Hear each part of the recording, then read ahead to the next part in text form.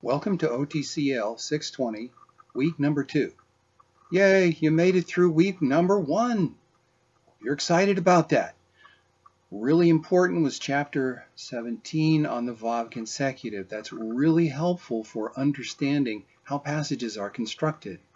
This week, you're going to learn about pronominal suffixes attached to verbs in chapter 19. You might want to take a minute and compare them with all the other pronouns, pronominal suffixes you've seen. They're very similar. It's not really very complex. In essence, they're pronouns that receive the action of the verb. That's all they are. Nothing really complex. This chapter will tell you about the function and all of that. Dr. Roden discusses 3 steps you can take that will assist you in parsing verbs with attached suffixes. Why do we have to parse verbs anyway? Seems like a lot of work.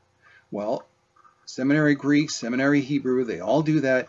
Seems like a bunch of wasted time, but doing that you get to the lexical form. On the way, you're describing many of the pieces of what you're seeing so that you're understanding it. And you'll be able then to look them up in the lexicons, the theological dictionaries. Chapter 20 deals with the infinitive construct. An infinitive in English is like a verb with the word to in front of it. To run, to walk, to jump, to see. Now, as you read through it, you'll notice that you do not have to inflect person, gender, or number with them. Read the summary on page 247 carefully and rejoice! You don't have to learn a new conjugation. It deals in chapter 21 with the infinitive absolute. Now you know the difference in nouns between the absolute and the construct forms.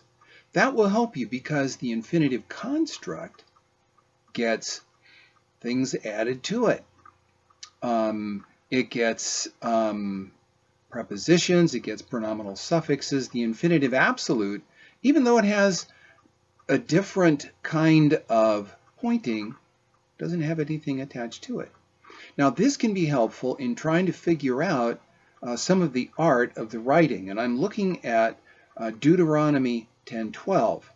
Therefore, Israel, what does the Lord your God ask from you? But to fear Yahweh, notice the infinitive, by walking in all his ways, and by loving him, and by serving him. All of these are infinitives in a list.